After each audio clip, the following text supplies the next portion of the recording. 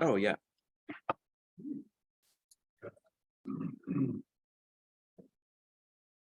Yeah.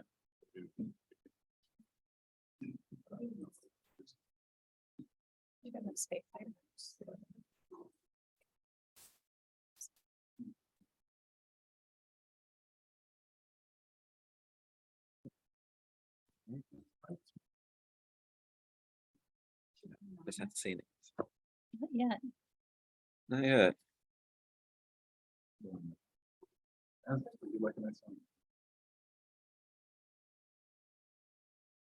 There, oh, there's you, Lauren. I just used the link that was on the agenda, I copied and pasted it and it worked. And now it's working. But when I tried to type in with my Windsor Heights email address, it said this is available for registry users only. And I did my personal email and let me in. Weird. Is there a way that we can Huh. call in or? Yeah, because you have to like register. I didn't register my accounts. Well, I Oh. registered before once. But I Oh, didn't think that I registered. I know, that's what's strange. That direct link that I sent, I find out. But it, hmm. oh, okay. I had my knee surgery. I had knee surgery, so I had knee Knee. surgery, so I had to lie down. Okay. Tendons or Meniscus, Yeah. cartilage. well, I'm hoping that it snows. You do snow. The number you have dialed has not been recognized. In fact, I'm hoping for the budget there.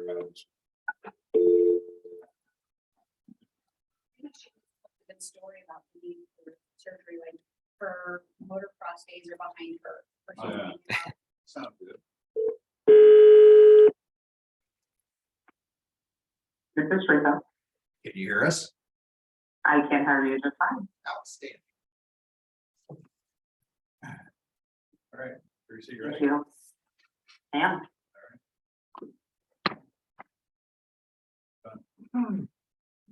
Monday, December 19th, 2022, 6 o'clock, regular meeting of Windsor Heights City Council. Roll call. Susan Scares, Here, Joseph Jones, Here. Michael Libby, Here. Lauren Campbell, here. Teresa Harms. here, Please join me for the Pledge of Allegiance. Pledge allegiance To the flag of the United States of America and to the republic for which it stands, one nation, under God, indivisible, with liberty and justice for all. Thank you. Approval of the agenda. So move. Roll call. Susan Scares, Yes. Joseph Jones, Yes. Michael Libby, Yes. Lauren Campbell, Yes. Teresa Harms. yeah, Item 3A, public hearing on proposed amendment to the Windsor Heights Consolidated Urban Renewal Area. So moved. Second. Rochelle, do you want to speak on this or? This is just the final, well, the actual public hearing on the renewal plan, urban plan, or I'm sorry, the urban renewal plan amendment. And what this does is it opens it up to, it opens up the city's economic development to support local businesses. And we are pledging, it looks like, over the next from 23 through 27, $500,000, not to exceed $500,000. And we'll fund it later. This is just actually amending the urban renewal plan. Is there any public comment? One up. Come out of this.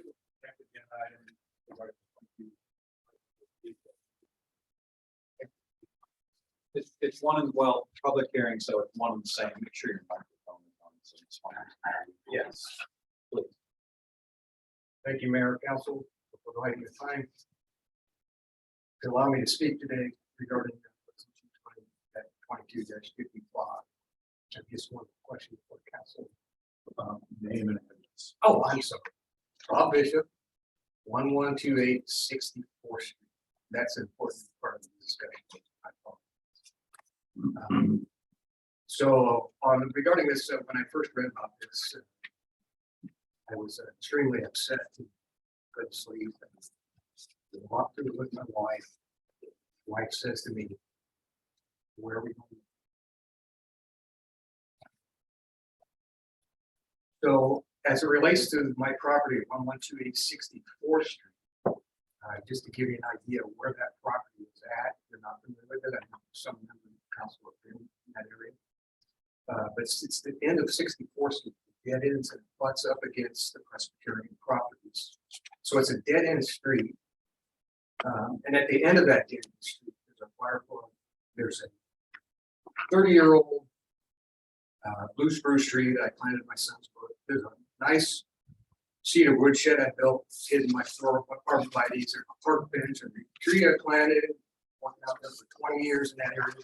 It's very nice to sit up there in the evening when you have to get because 20 to 30 hours a week in that property. It's pulled up on Google, you know what I'm talking about. It's wonderful flora and fauna in there. Look, there's 3 acres. So it's kind of unique in the city of Windsor Heights. I have spoken before with the council a couple of years ago. Some members of the council may recall the discussion about all the 100+ hardwood trees that we moved into that property was developed. And the discussion at that time, the former mayor said he'd look into the migration annually of the turkey vultures that migrate to those trees every spring. The entire north and east half of my property butts up into that property.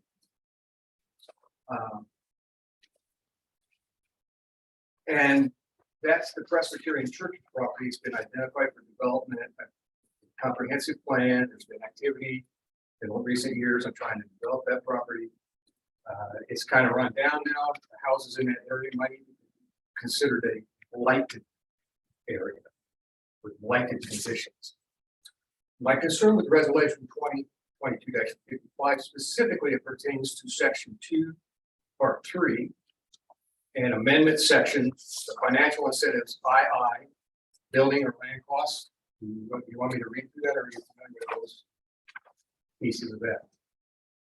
So basically, it's basically saying the city has a right for building and land acquisition costs in II, and that could pertain to this development that's up there. It also basically gives the city the right of way for eminent domain to come to my property or any portion of my property and say, we need this for the development. And I say, how can that be? How can you do that? Well, it turns out it goes back to 2005 in the Supreme Court with Kello versus New London, where the city said, all you 1,500 property owners are going to take your property because the developer wants to develop that property. And we can get a lot more tax revenue off the development. And by golly, the Supreme Court said, yep, you can do that. A lot of the states, over 40+ states in the United States said, that doesn't sound right. Even Iowa. So last year in Iowa, and people may not know in Iowa has the most private property of any state in the United States. And the Iowa legislature thought, we can't let cities just do this. We need to clarify this. And part of it ties to the Keystone Pipeline, but it's the same principle. So they clarified that. And in the Iowa legislature codified new legislation, specifically 6A.22, 6B, and 403 regarding blighted conditions. So in essence, when this passes today, the city has the right for any adjacent properties to purchase those properties. My concern as a resident for 30 years is the redevelopment of that property, how that affects me and my property. I'm going to lose my house. That's why the wife said, let's move. So because the redevelopment of the Presbyterian property at 63rd University is inevitable and is in blighted condition, the property may not meet the developer's needs.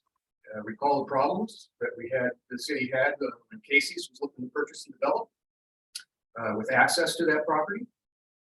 Additional land may be required to meet the city and the developer's needs.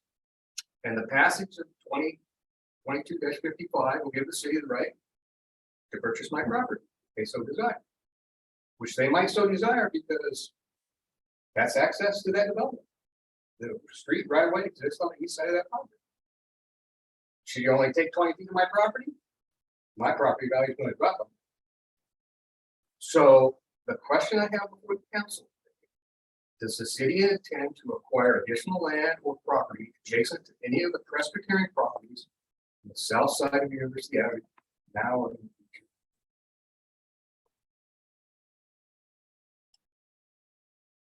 Let me ask a few questions before I answer your question. Sure. Matt, can you hear me?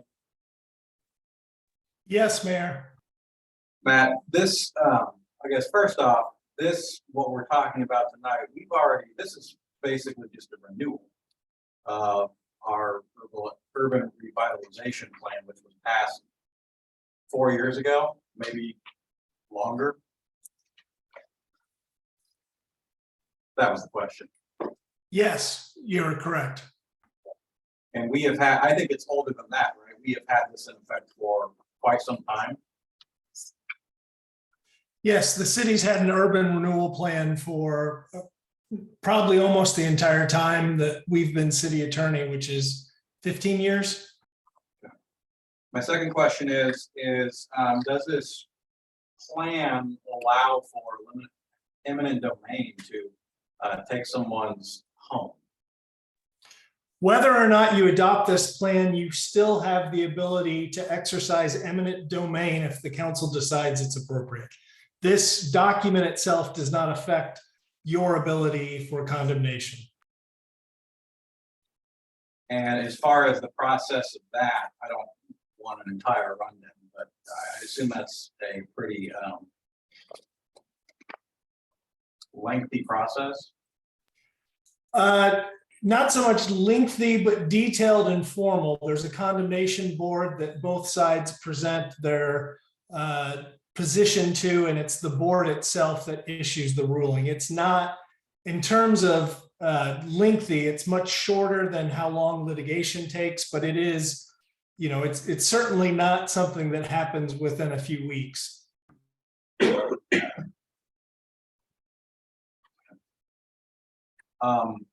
Thank you, ma'am. Mr. Bishop, I guess what I'll tell you as we have been on the discussions that have been had on the Economic Development Committee with regards to developing that property, there have never been suggested, insinuated, or even any talk about taking any sort of property abutting your property. In fact, any sort of discussion about the development of that area has actually been about how there is potentially more land than necessary for any sort of housing that might go there. So I don't think that I or this council can basically make any sort of promise. I don't think that would probably be legal. But what I can tell you is up to this point, it has never been suggested.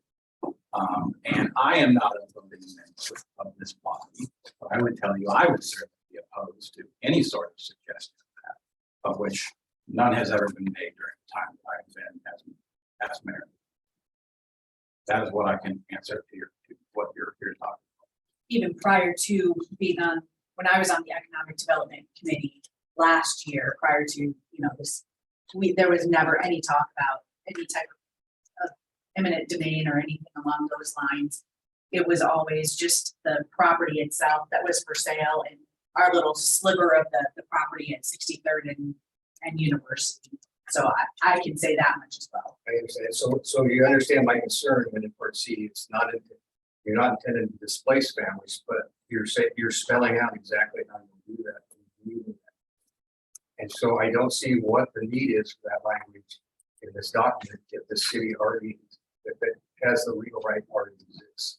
So what was the intent of that? Well, I think my first question would be, Matt, did you write this document? Did Rick Gentry write this?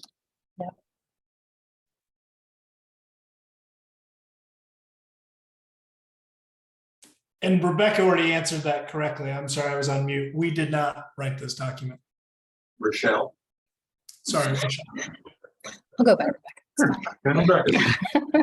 It's fine. No, Dorsey Whitney wrote the document. Okay, yeah. Our bond counsel wrote the. Yes. Well, You do understand the concern with the way it's presented. Mr. Bishop, what I understand is that anytime you talk about eminent domain, it makes people uncomfortable. And that's understandable. What I would just say is that, this document in this form has been in effect for a very long time. And again, what I can assure you is, from my perspective, there is no need. And I would be opposed to any form of eminent domain across the city, really, but your property as well. I see you as a very good man, Mr. Mayor. I take you at your word. Thank you. Thank you, Sam. Mr. Bishop, I pulled up and soon I looked at, your gorgeous landscaping. You clearly put a lot of time and effort into it. Thank you for bringing this to us. Feel free to stop on over to my place too, and, you can work on my place. Mike, just to follow up on that, I think the other thing that we discussed during the last couple of years, that property, it's never even been a question of access from that area either. So access would have to come through what's currently there and not from 64th Street. So Thank it's never crossed my mind once ever, but I'm glad you brought it up because it's good for us to know. And Mr. Mayor, we've not seen any renderings of whatever plan there might be, is that correct? What, Of whatever this development might be. as of last week, actually, we did. Yeah.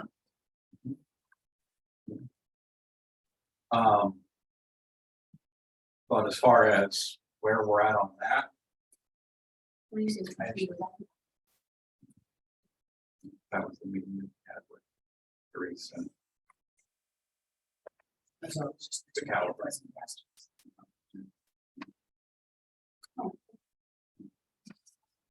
Will that soon be shareable?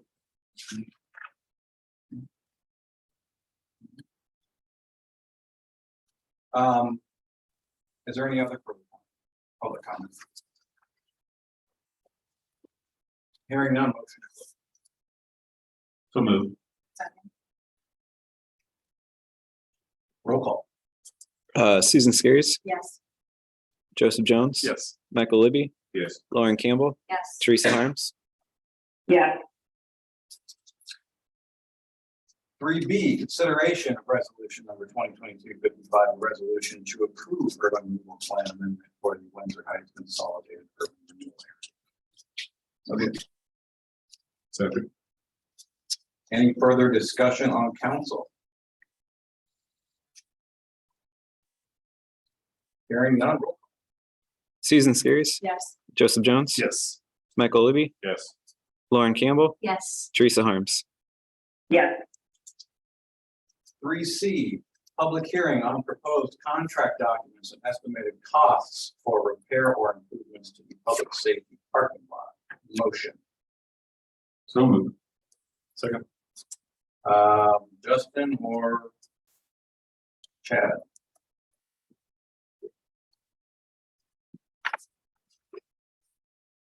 Justin Ernst, Bolton Mink.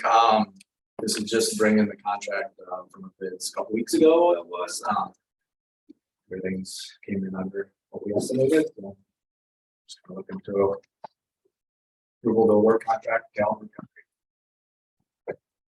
Just a second, you might remember the original bid Justin was thinking could have been in the 450 to 475 neighborhood. And so we were quite pleased when we opened the bid, saw that they were half of that. Exactly. It's always a good time, but I'm wrong. And we actually budgeted 300,000 for it, so I mean, that was budgeted obviously way, so it worked out great, 228,000, perfect. I mean, too bad it wasn't down to like Yeah. pandemic time, but Any public comment? Here, once We won't have to, we'll get contracts ready and then back closer, give it a couple months. So they get penciled out. I think we have it down to be done August. I don't remember that. We gave them most of the summer. This is. You get better prices that way too. Jared wasn't really. Oh, ribbon cutting.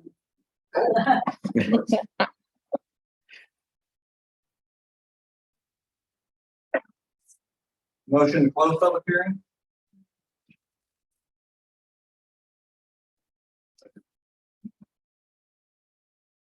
Roll call.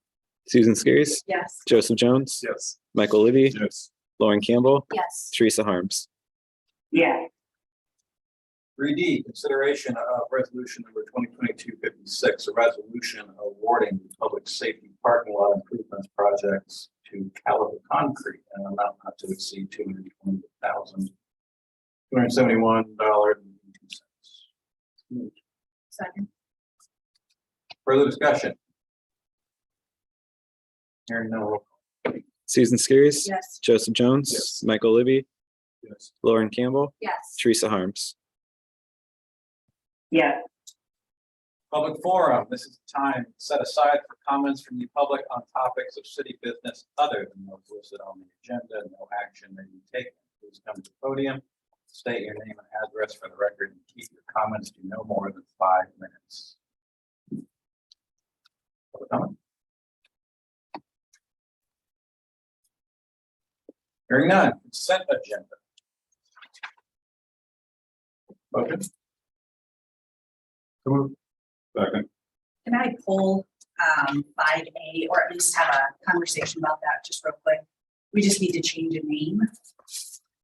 Sure. You don't have to pull it, you can just, Okay. you can Can just we amend it. Can we amend it and change the name on new business? So it'd be page 76.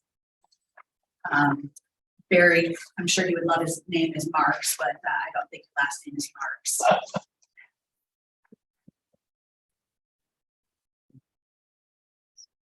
So Barry Marks, 6450 Colby Spoke. So it's actually HESSE.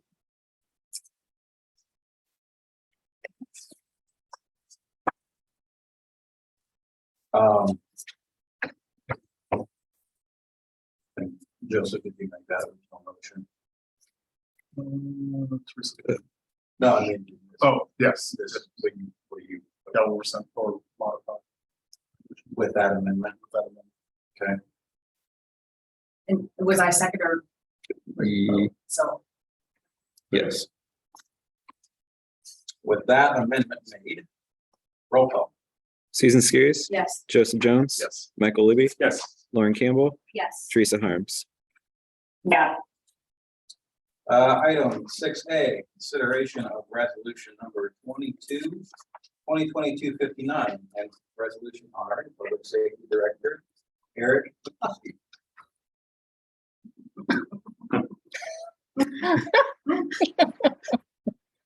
Is anyone going to motion that? resolution? I don't think it was.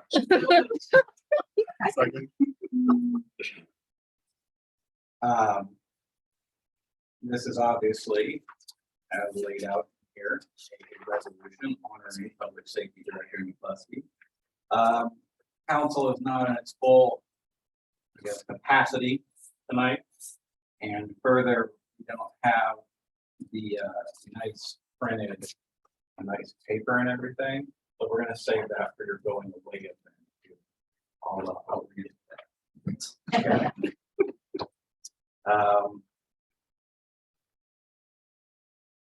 Any discussion on that, brother? For all the questions I've ever asked you, failed to ask. Chad was your appropriate name. Bill, No, I don't know why. I want to ask you.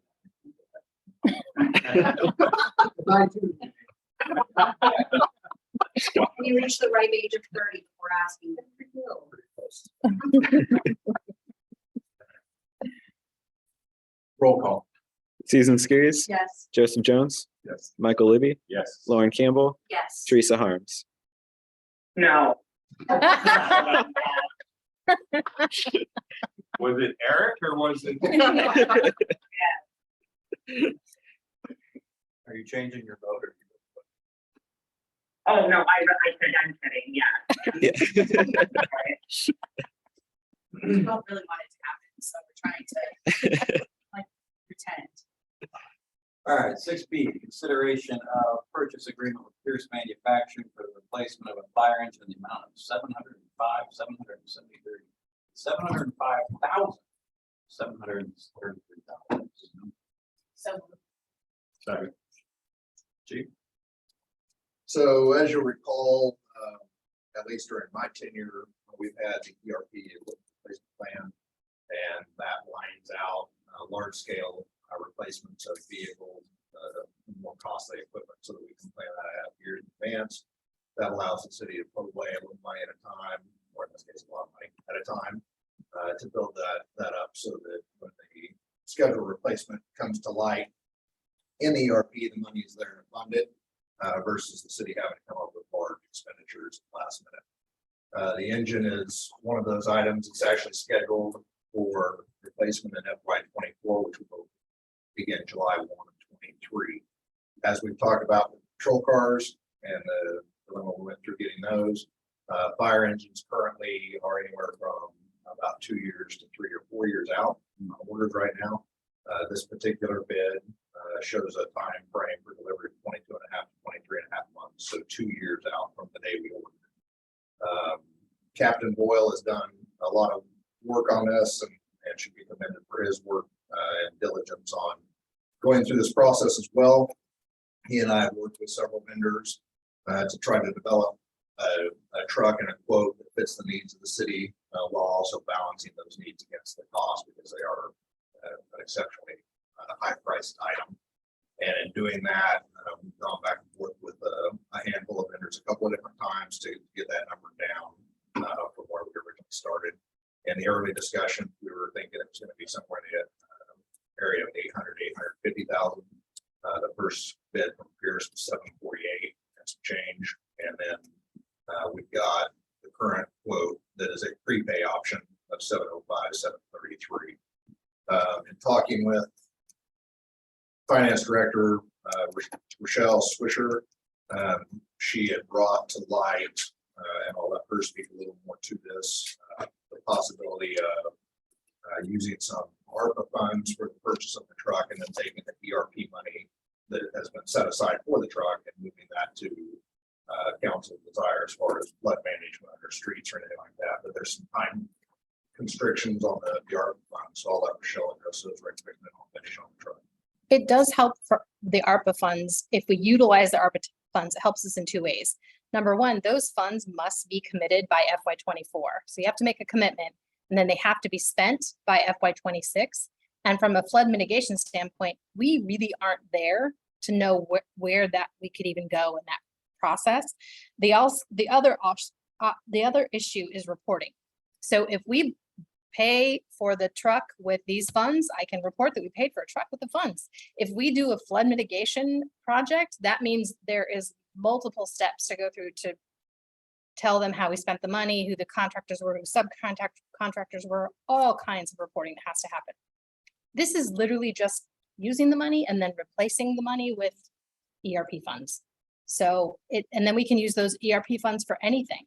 So if you decide that you don't want to do flood mitigation, or it doesn't work, or it's not in the cards for us, then we can use it for any other sort of capital project.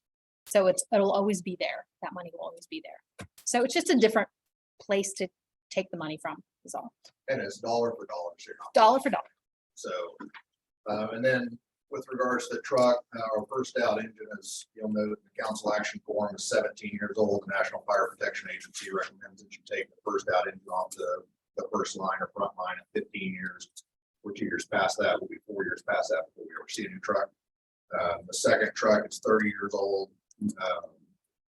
My plan is to, and I think I've communicated council before. I know the mayor and I've had a discussion about it, but my plan would be to sell the 2 engines that we have now, replace them with 1. And what that does is a couple years down the road, you're not going to see it immediately, but 2 or 3 years down the road in the ERP, then you start seeing $100,000 less if you're putting in the ERP. So we're not funding the replacement of 2 engines, we're only doing 1. And so there's a significant cost savings on the ERP a couple years out. The other thing is with regards to need for the engine. The current engine was made by American McLaren, who went out of business shortly after we got the truck. It feels like maybe it's before we got the truck. But we can't get parts for that engine. Anytime it goes to the shop, it costs about $2,000, $2,500 for repair, because the mechanic that we take it to and grinds has to physically fabricate a part to fit it. The air conditioning unit has been out on the truck for over 10 years. We can't find anything to fix it. The tire chains that we use for inclement weather have been out of service for at least the 5 years I've been here, because again, we can't get parts to fix it. So when you combine those things with where we're at, just like everything else, the price isn't going to get any cheaper. And with a 2-year window for delivery, this quote seems to make sense. It is about $1,800 as noted, $1,800 higher as noted in the council action form than another competitor. However, all of these vendors fall under HGAC, which is the Houston Galveston Area Council, and Sourcewell, which are 2 warehouses or clearinghouses for municipal government, state government contracts. So they meet our competitive bidding requirement by law. And the other thing is that allows us to do that process and get the quotes without going through, a closed sealed bid process and timelines that go along with that. So, the $1,800. So the $1,800 that exceeds the other truck. Pierce in particular just built a brand new 16,000 foot factory repair center near I-80 and Northeast 21st Street, just the side of the jail. It's within 10 miles of the station. And so my argument would be that repair center being in the metro, being a factory authorized repair center, would well exceed that $1,800 cost for the other truck, which would have to go out of state to be repaired. So we did stick to 3 vendors. You'll see in the council action form, Pierce, Toyne, and Sutton. There are other vendors out there.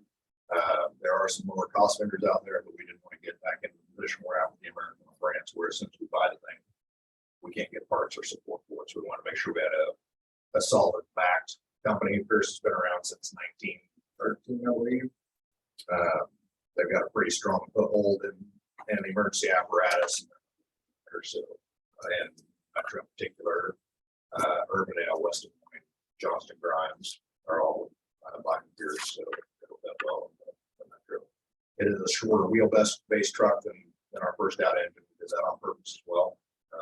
It'll help us with the city streets. There was some discussion about the ability to use something smaller than an engine. A couple of things with that.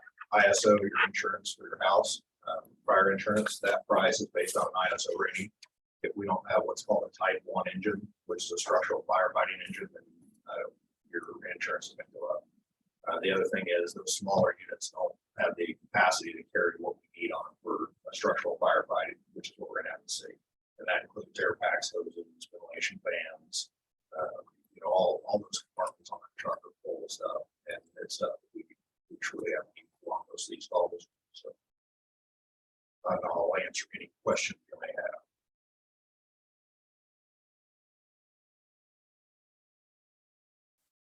Hey Chad, it's Teresa. Just a quick question about, you talked about retiring both engines. So I know in the past we've traded stuff in. Does that not work the same way with tires? So would it just be like we would sell those following the receipt of our engine, our new engine? Correct. So trade-ins, typically the only way that works in the fire industry is if it's the same manufacturer, and even then you're going to get very little to nothing for them. The second out engine, the 30-year-old engine, I contacted some brokers just to kind of get an idea of what they thought we might be able to get out of that truck. I was expecting like 5,000. They think 5 to 7, maybe 10 at the high end. But the first out engine, I've actually got another organization in the state. It's a small organization that cannot afford a new truck. that's potentially interested in buying that truck. And if that's the case, then we'll be able to make a little bit more on that truck in particular. But you're correct, we can't sell them until we get the other one. But there's no option for trade-in on it. Okay, does it make any sense to, if we're gonna just go to one engine, to get rid of the second one now? That I'm entirely fine with that. And that would be something that council would have to sign off on, because I believe by policy, anything over 3,000. I think it's 3. council has to approve, so we could certainly put some feelers out and see what we can find as far as the brokers to list it or where we might want to go. There's no downside with doing that. You know, the thing's been out for training and praise, but in my 5 years, it hasn't been on a fire scene. And, you know, that's part of the reason that, you know, it makes sense to back down from 2 engines to 1 and reduce that cost to the city long term. Sure, okay. One more, so you also talked about, you know, looking at, a different type of, fire unit, I don't know what to otherwise call it. I know some other communities have done the smaller pickup type of thing.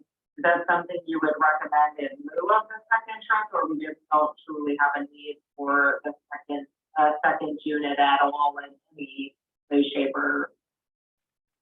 Sure. So long range, what my initial thought was, and what I would think long range is replace the engine with 1 engine, get rid of 2 engines.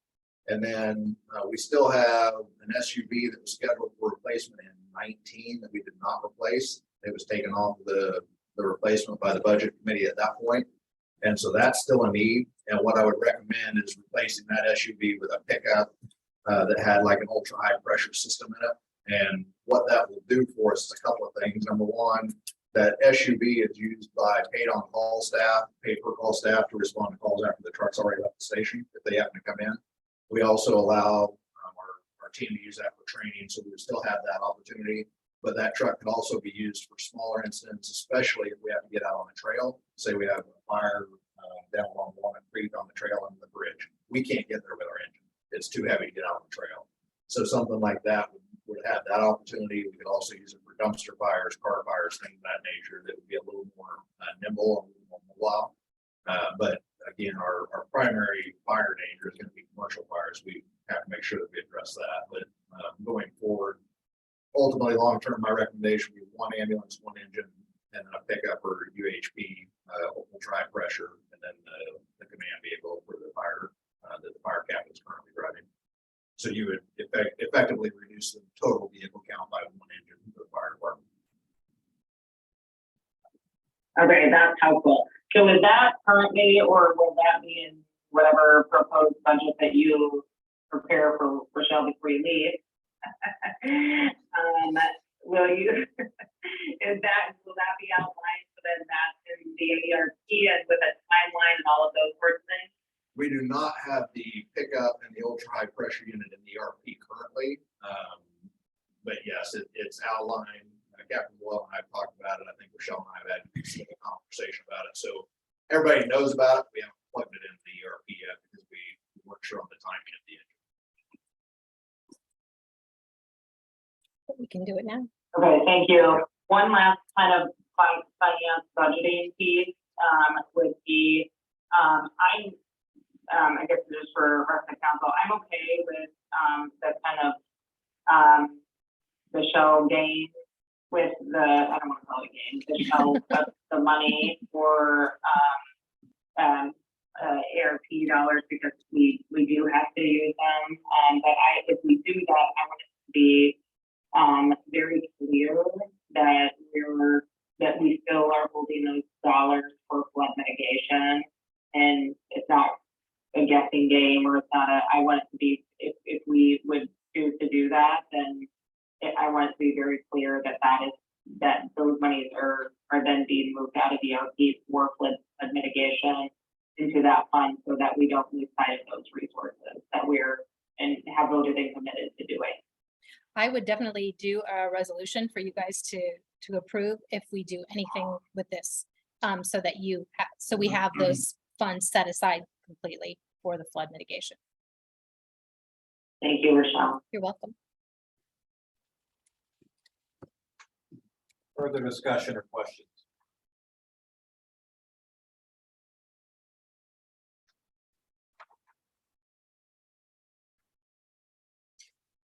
Specifically.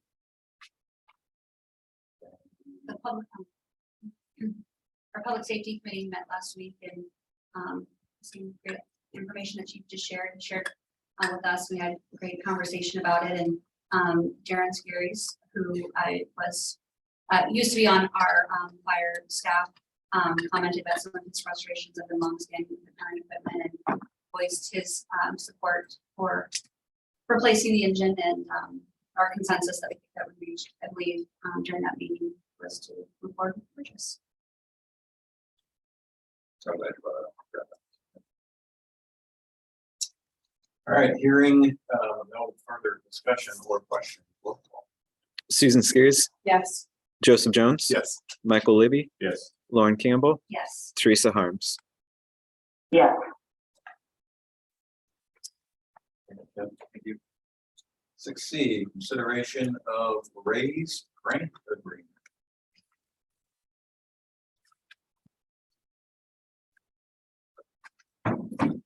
Motion. So moved.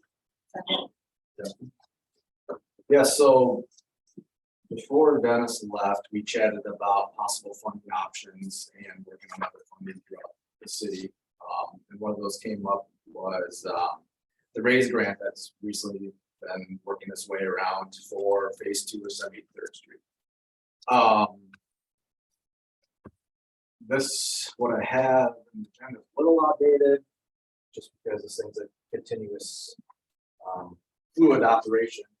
Here is part of, you can replace the memo or funding handout, because this came out to us just after I submitted the packet to everyone. So things have changed on this. Not necessarily a lot has changed, but they finally finalized some things, and the handout I gave you is in the packet, so you can replace what I just gave you with that. It kind of explains what the funding is and how to go about it more. So what the contract is for us is to apply for this funding. It's a lengthy funding package and includes a decent amount of money if you're awarded this stuff. It's a lot of work and time to put into it, and it also requires some effort on someone from the council's part to help gain political support in DC and whatnot for these programs. So the initial phase or initial part of us is for us will be this contract to hit our application due date of February 28th, 2023. Trying to just kind of go over some highlights I had. The maximum grant award is 25 million. Minimum is 5. 50% of the funds are reserved for urban areas, 50% are for rural. There's also 75 million will be available for planning preparation inside of eligible projects. The total funding was 1.5 billion. So this is kind of one of the bigger grants that you would probably go after in the city. It's a very large chunk of cash that you could get and then possibly be combined with other avenues, I guess, for this project. And I don't know if Michelle wants to talk about funding, I guess, for the construction project of 73rd Street in total, I guess. Sure, this is just for phase 2, and we guesstimated 18.3 million. That was 2 years ago. Right. So we aren't quite sure. Maybe we could say 22, 23 million is what it could cost us. So even the minimum award of 5 million will obviously help us out. The cost of this, of the funding or the help from Bolton and Mink is going to be $80,000. So even if we were awarded the minimum of 5, that's like 1.6% of that award was the cost. So it's really minimal. And the amount of work that goes into these kinds of grants, we just don't even have the capacity to do that at City Hall. So it's just a unbelievable amount of work that goes into these grants to put them together. That's a lot of putting narrative together, working on narrative, drafting something, come back. There's also cost benefit ratios to do with, there's some kind of preliminary layouts of what they're looking for. Like I said before, there's some political aspects to this one. I guess I kind of warned you generally you're not gonna get it the first application. Usually it's a second go around. But we do meet with the committee afterwards to kind of see what we missed, what we could do better on for the next go around, and kind of, obviously it doesn't cost as much as this second go around because a lot of legwork's done with traffic studies, just layout stuff. So I know it's a lot of money, but there's a lot of reward at the end of it if you do get these things. So And Justin, you have people in your office, correct, that do specifically just do this work? yes, we have our funding, and that's the people that are is from our funding group. That's all they do is write grants. And just to give you another, I'm also going to be writing an application for the MPO for their 2027 funding year. I'll be putting that together. We've done that for university and 73rd phase 1. So that would be required to come back to you also for a resolution to approve that. So that's another funding source that go after for the project. And we keep on continuing to look for other things since they come out regularly. Like I said, this literally just got updated after I put it in the packet. So things change as we go. So And without these grants, without any sort of grant, MPO or this or something else, whatever it might be, we actually don't have the debt capacity for phase 2 of 73rd Street. In other words, we don't have the ability to borrow it. Even if we had everything else paid off, we don't have the ability to borrow because the amount is so high.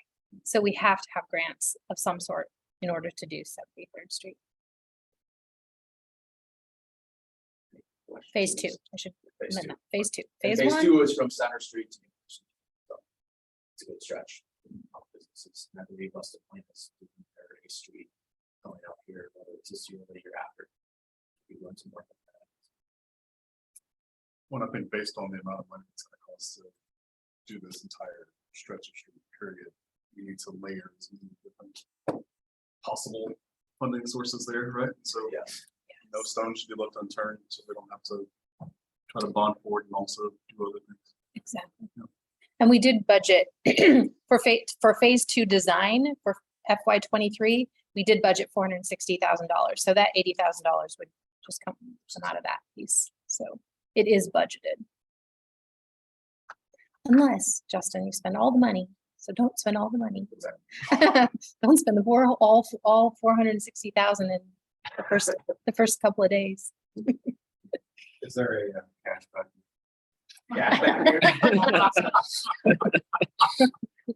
What How nice would that be? All right. Discussion on council about this. Justin, will you let us? Oh, go ahead. Oh, I was gonna say, will you let us know, what you need help with on the, political front?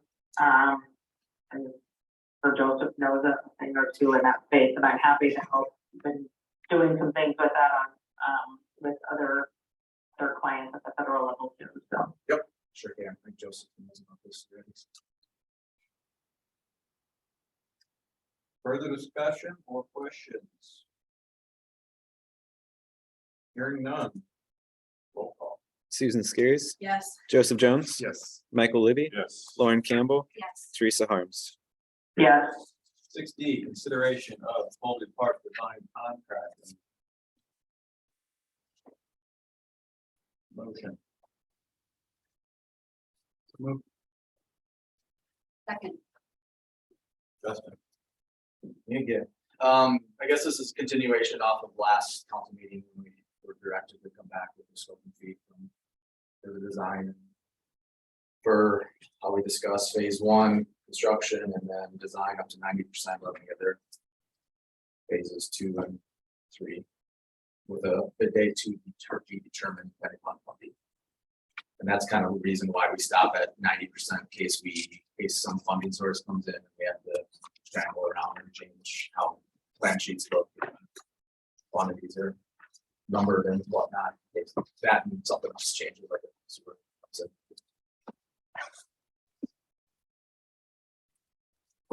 Obviously, a big concern at the last meeting was doing the design and then things potentially changing. You know, with the new, what is it? Sanitary sewer? yes, Will that affect? That is worked into this contract, I think, this agreement. the work with. Well, I mean, if you know, you're doing design, it may have to change at some point, or when they do hire their person, and, you know. I mean, that contingency, I suppose, is included in here.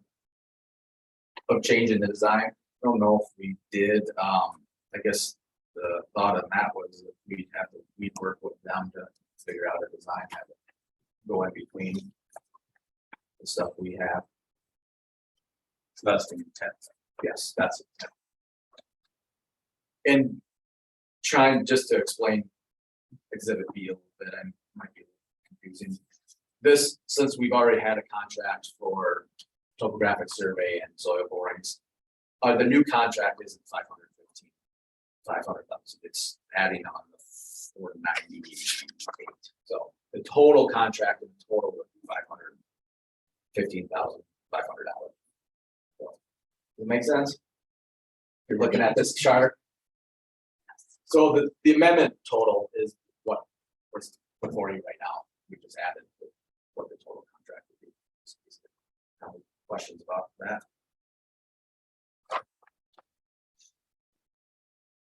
Okay. Question, discussion on council?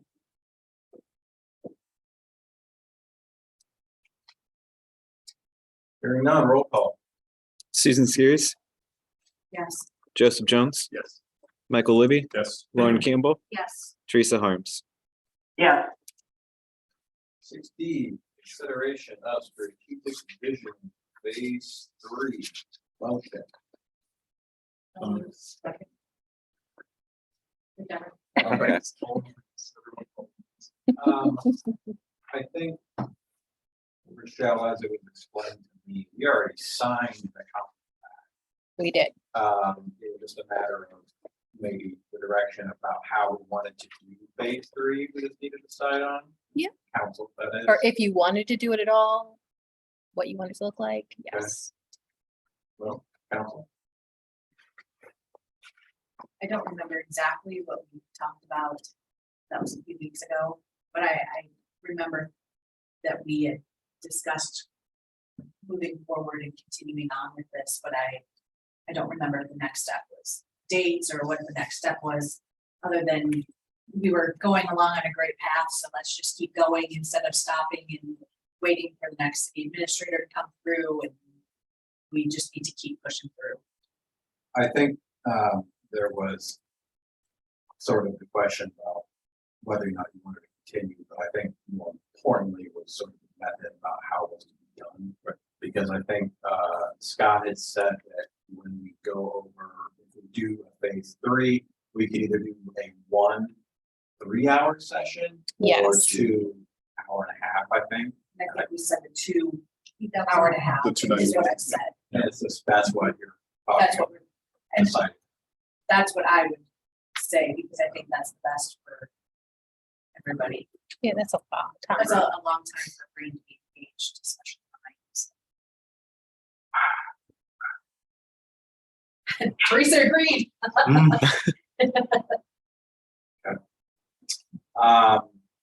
So then the consideration is to do phase 3 and the 2 hour-and-a-half segments. Sound good? Okay, well then, roll call on that. Susan Skiris, Yes. Joseph Jones, Yes. Michael Libby, Yes. Lauren Campbell, Yes. Teresa Harms. yeah, 6F. Discussion on community event center reservations for special events. As laid out in the agenda or staff report, there's been a list of suggested set aside or reserved dates for the community event center. And I think council just has to discuss and approve that list of dates if they feel it's appropriate. With the consideration being obviously if those dates and times are set aside, the community event center cannot be rented. Therefore, there's potential for lost revenue. This was the list that was provided by Ms. Scary. So open council can discuss, and if they agree with this list, make a motion. The local staff will be directed to set all of those dates aside. With the issue already being obviously laid on the staff report, potentially makes sense, but I think that may be clear enough. Yeah, I think, since it's just the rehearsal or like the setup for the event, my concern was more parking. I didn't want to have us have movies in the park at the same time as an event somebody's paying good money to be at our community event center. I didn't want there to be a parking issue and then having the people who actually paid for the event not be able to park close enough. But I do believe that that is just for kind of the setup for the wedding reception the next day. That's true. One quick modification. I think we've already asked Travis to hold October. Yes. Well, it's actually like Wednesday. Wednesday. We also had looked at saving it for Sunday, or sorry, reserving Sunday as well. This year, there was a birthday party held at the CEC the day after Fall Festival, and there was still some signs out that the works was taken care of. And I'm not sure that our cleaners had a chance to come in between things wrapping up Saturday evening before Sunday. So I think we had requested for Fall Festival, and I would assume also for Windsor Wonderland as well, that we do Friday, Saturday, and Sunday, so that we can also be good hosts that no one's renting it. Special. And the October 6th and 7th, that is the first Friday and Saturday of October. So that is what.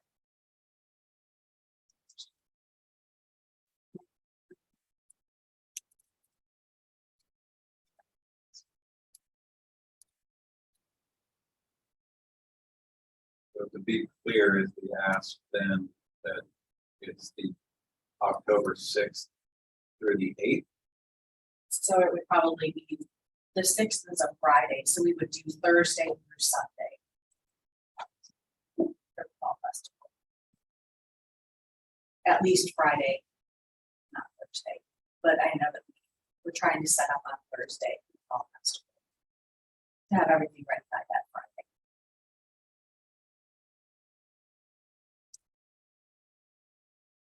6th today. And then sort of modification. Teresa, did you want the Windsor Wonderland on Sunday as well to be the community event center to be open on Sunday? It doesn't matter to me. I think it's just a matter of whether or not we can confirm if somebody wants it, that we'll make sure that there's a cleaner in, and I think that's probably just a scheduling issue, but.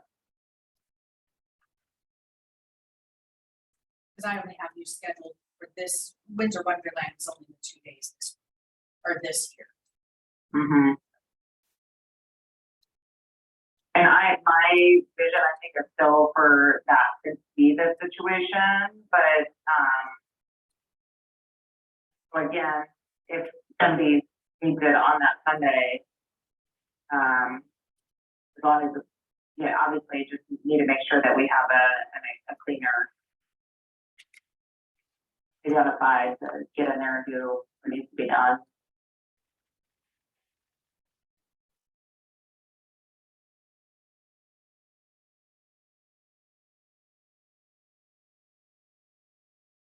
All right.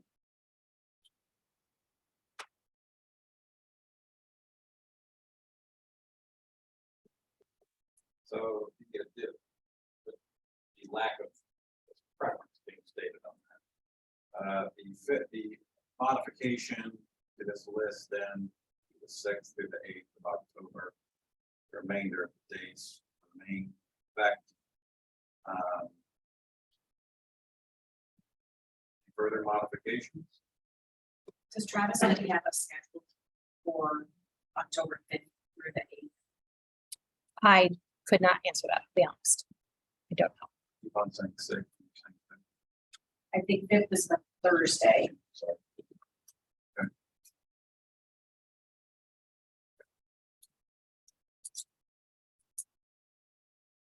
Further discussion?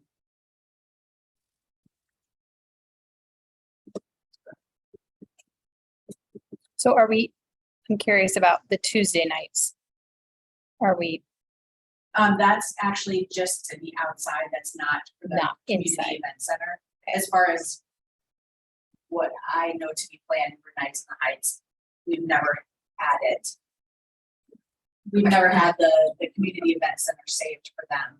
I just wanted to make sure that we had that all out there at the pavilion so that nothing could get booked for those dates. I think July 4th, we blocked the CEC for events, so it's busy like that park. For somebody else. But again, parking was our issue. right? Okay. So then July 4th is CEC plus the pavilion. Correct. And then the remainder of the dates are solely pavilion, that being 27th, 11th, 18th, and 25th. Correct. Okay.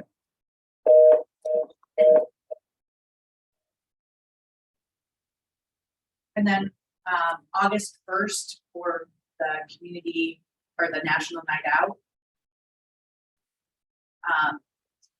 Yeah, that's a Tuesday. You usually use the CEC as well, right?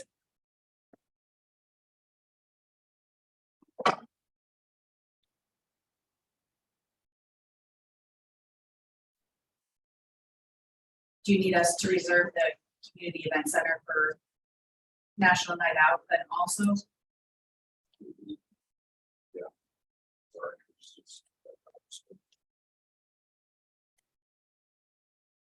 So then that is also. So August 1st is also community events.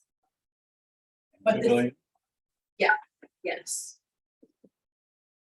This isn't my event. I just want to. I'm just trying to make sure that we cover for everybody. This is, Are you back? thank you. Yep, I'm back.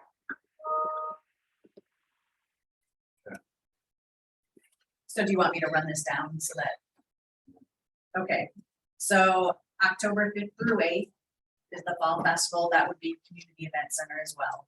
That's a change in the date. And then we have June 27th, July 11th, July 18th, July 25th. Those are just outside pavilion stuff for Nights of the Heights. And then July 4th is outside along with the Community Event Center. And then August 1st, Tuesday, is National Night Out. That is Community Event Center as well as outside.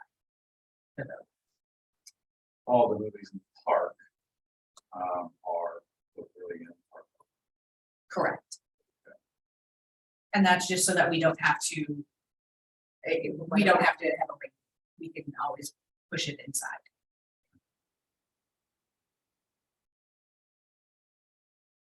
Well, Yes, we have it. No worries. Yes.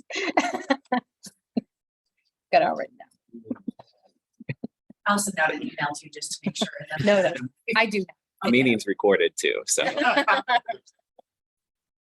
Just so we're all aware, when we do use CEC on a Saturday, we're losing $2,800. Just want everyone to be aware of that. So just as the finance director, $2,800. $2,800.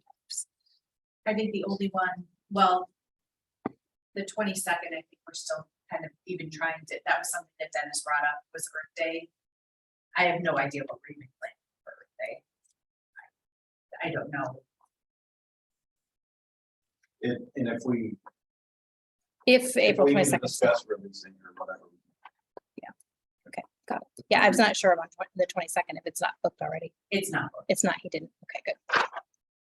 Good deal. There you go, Adam. Okay, so, when do want to make a motion? All those things that we just talked I'll make a motion on all those things that we just talked about. about, with considering the list that you just ran down. One second, that. Sorry. Roll call. Susan Skiris, Yes. Joseph Jones, Michael Libby, Yes. Lauren Campbell, Yes. Teresa Harms. Yes. Okay. 7A, reports. A few things, back on the 6th, Ms. Harms sent an email from council that we're going to be having a meeting with the real estate developer, to discuss the property at 63rd University. That meeting was held on 12/13, very preliminary. There's been no discussions about due diligence or anything like that. Simply to make sure there's no drop in communication between our city administrator meeting installation of a new. I had Mid-Iowa Association of Local Governments on the 14th, I believe. Came up with our list of events that we're going to be doing next year. I suggested we go to CISS. I know there is a lot of discussion about panhandling.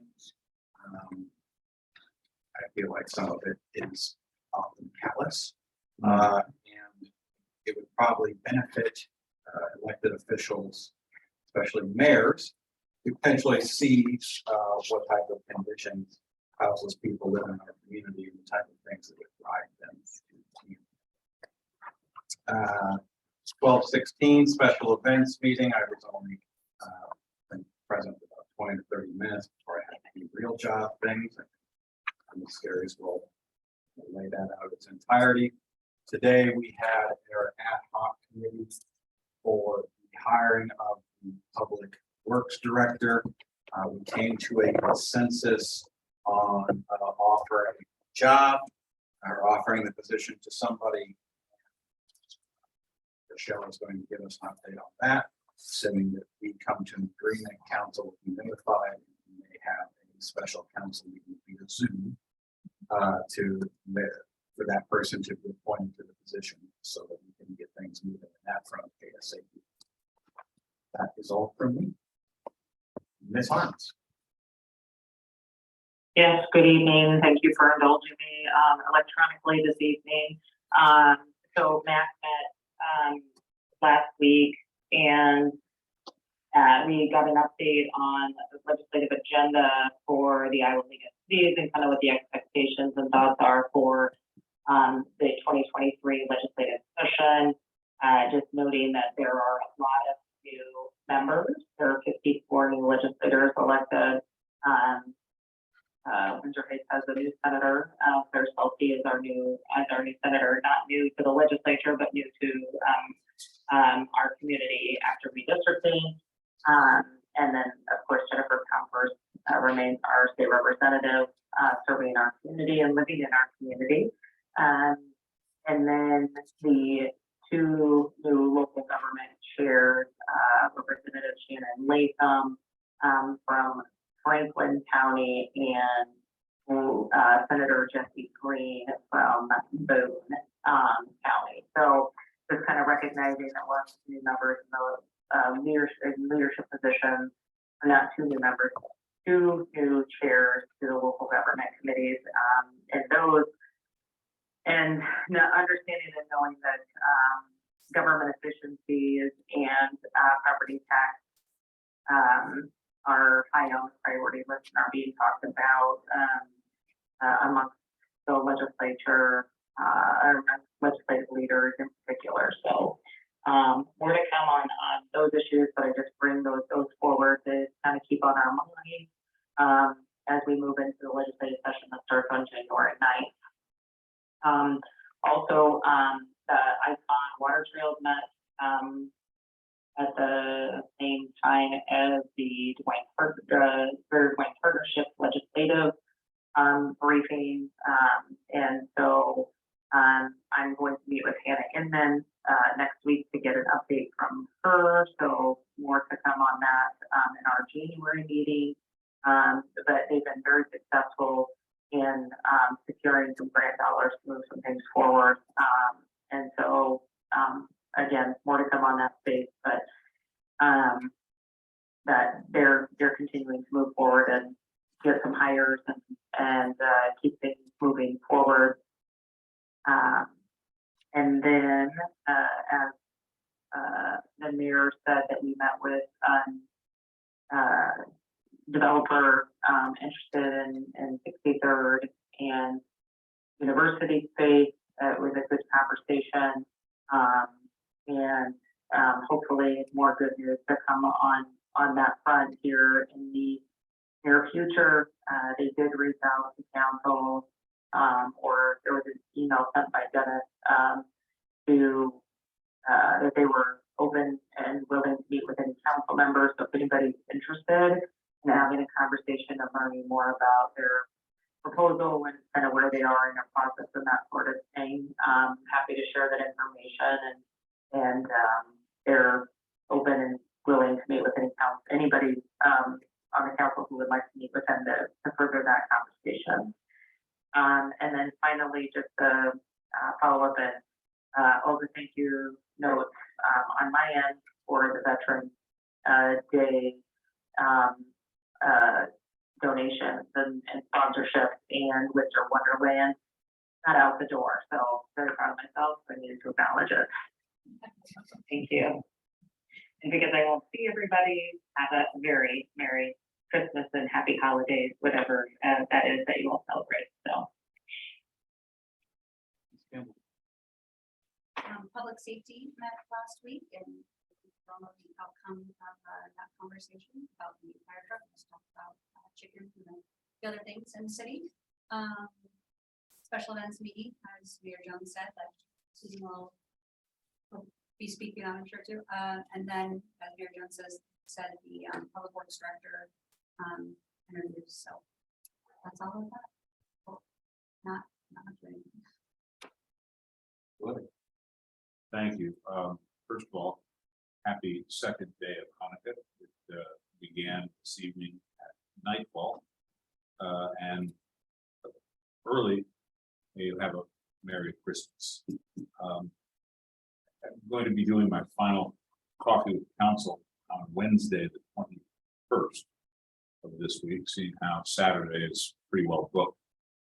And that's in the future, and try to do one of those a month. It's a great opportunity to meet constituents. That's all I have.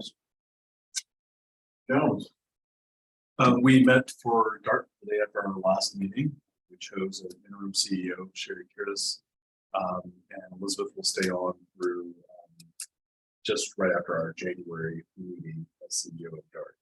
We also selected a search committee, which I'm on, which is 5 of us that will be kind of shepherding the process of finding our next DART CEO. Legislative priorities, you saw in a wrap up, like we'll focus on Medicaid and continue to talk about diversifying our revenue sources. Because this session might be our last attempt at doing that before we have to face some more cost measures. Nope.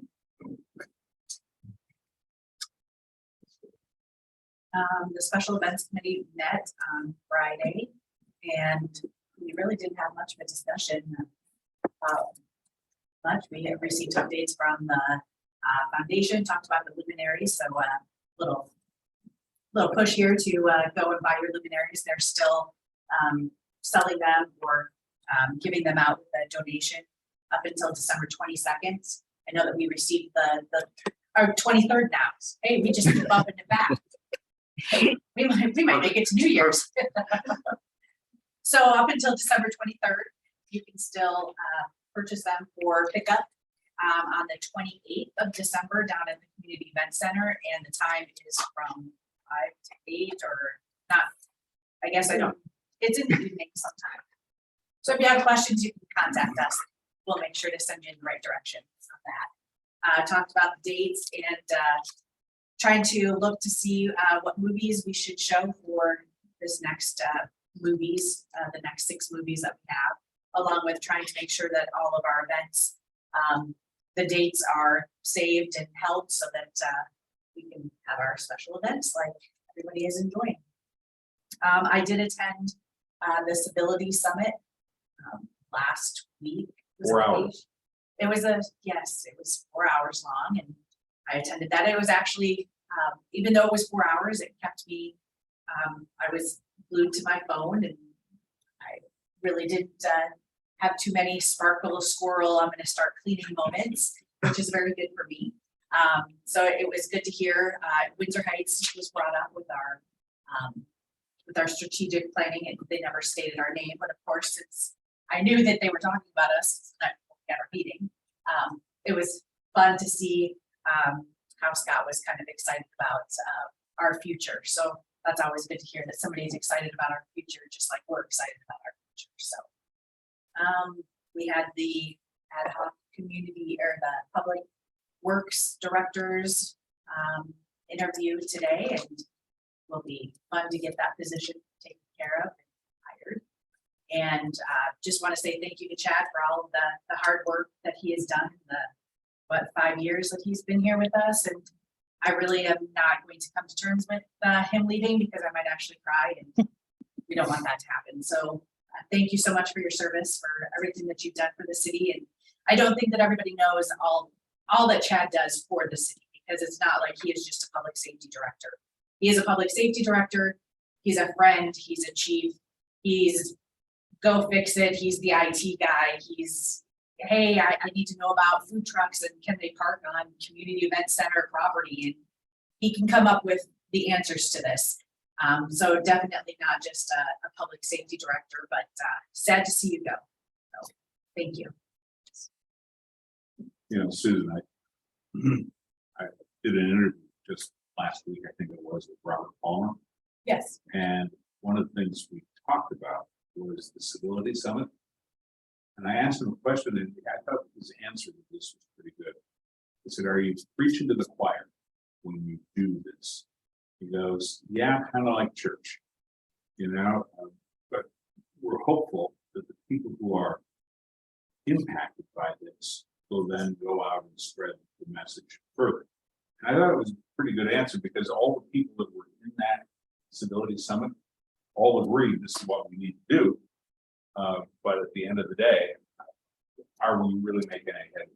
And so I thought his answer was really pretty good. Well, what did they say? There were people from 40 different states. Yeah. Something like that on. You ranged everywhere from city leaders to state leaders to government leaders, you know, all just in between there. And I actually took down some good quotes from a few of the people that actually were in the discussion panel. And I am going to have to use them, because they were really good quotes, and they made me think about things. And I actually would sit through that again, probably monthly. And for me, 4 hours to get me to sit still, that's an impressive feat, I'm not gonna lie. And then not to just sit still, but to pay attention and retain everything that was said. So it was very well done. City Hall. Yes, so of note, we have a storage unit now, so all of the special events things are in the storage unit. It's not huge, but it does work. It's a very reasonable rate, and it is right on Center Street. And so that got all taken care of this morning. And if you do have any receipts, if you get them to me before the end of this week would be fantastic. If not, next week, but I'd like to do it before the end of the year to get it all wrapped up for just for 2022. I am working with David with Municipal Solutions on the admin search. He actually wanted to be here today. And then he's talking about flying in this week, and we're talking about weather, and we're talking about a lot of different things. So there could be some Zoom meetings that he might want to have with specific council members. So, or with council members, not specific, with council members to understand what it is that you guys want. And, but he actually had influenza A and was in the hospital. So I'm working with him on, so we're gonna get it all worked out, plus the holidays. So You can stay wherever he's at with that. yes, Yeah, right. exactly. I know. So we'll figure that out. I did actually extend an offer to the new Public Works Director. He is getting back to me. He wanted to speak with his wife. So I'll get you guys, I'll let you have all the information tomorrow morning as soon as I have it. Also the weather on Thursday, Chad and I have been discussing it, and it's a possibility that City Hall or city buildings will be closed on Thursday. We'll do work from home scenarios for everyone that can, which is a lot of them. But it is supposed to be really cold and blizzard conditions. So it might be just only those that are necessary need to be here. So Now, are we a cooling or a working Warming center? Are we a facility? Is that what we are? I mean, do we have to provide? I mean, not a warming. Only cooling. So it's just still, I just want everyone to be aware that we're looking at things, and Bill and I are in discussions about what they do and when they actually even pull themselves off. And those are things that Bill takes care of. So just want you to know we do have things covered. Other than that, that's all I had. Okay, well, if nothing else for the. For this, I will- Roll call. Susan Skiris. yes. Joseph Jones. Yes. Michael Libby. Yes. Lauren Campbell. Yes. Teresa Harms. Yeah, Anyone need a break? Yes. Please. And then this Teresa, doesn't, we're gonna take this a doesn't need momentary recording. recess. I can record. You can enter, okay? all right, I'll just stay right here. And then, Thanks. but you have to go back on. But then you go ahead. Oh, you do record this. Yeah, but I would do a stop.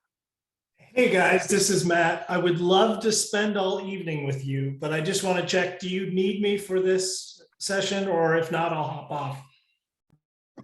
No, I mean, it's just a kind of a goal thing, so. No, just, I don't believe so. you don't. Well, have then, happy holidays, everyone, and I'll see you next year. to- you. I need to- Happy holidays. If you don't, I'll take you can-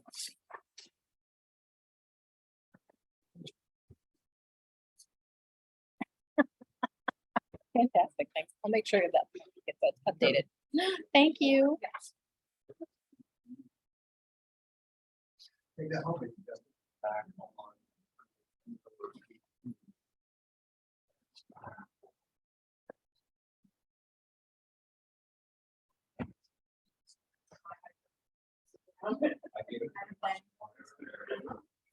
I replied to all the stuff. And I think we'll talk about it.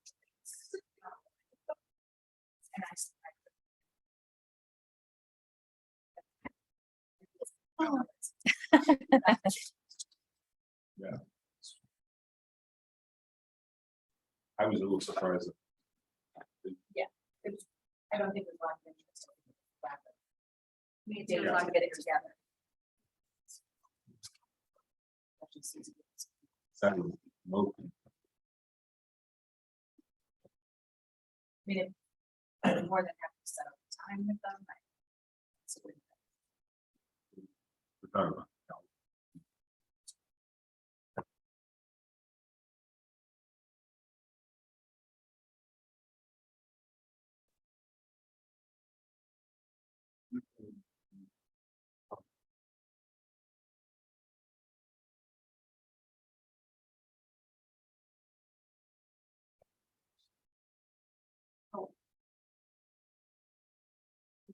Further, like, further down.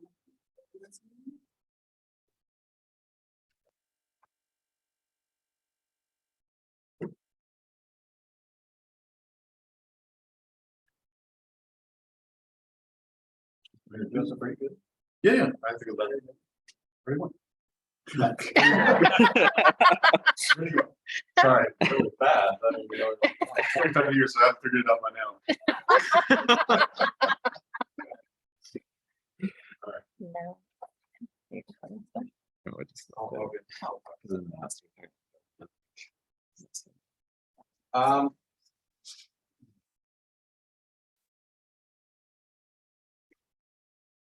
All right, work session. Of the Windsor Heights City Council. Monday, December 19th, 2022. Roll call. Susan Skiris. Here. Joseph Jones. Yes. Michael Libby. Here. Lauren Campbell. Here. Teresa Harms. Here, 2A, budget calendar. Rochelle, Rochelle, Teresa, can you hear her okay? She's not, no, she's not talking now. Could you hear her throughout the meeting? previously I could, yes. So the budget calendar, it's almost identical to last year. I just changed the dates. We're gonna do the exact same things that we did before. In January, a staff will be working on, but I say staff, I love that word. Chad's given it to me already. Thank you, Chad. Fantastic.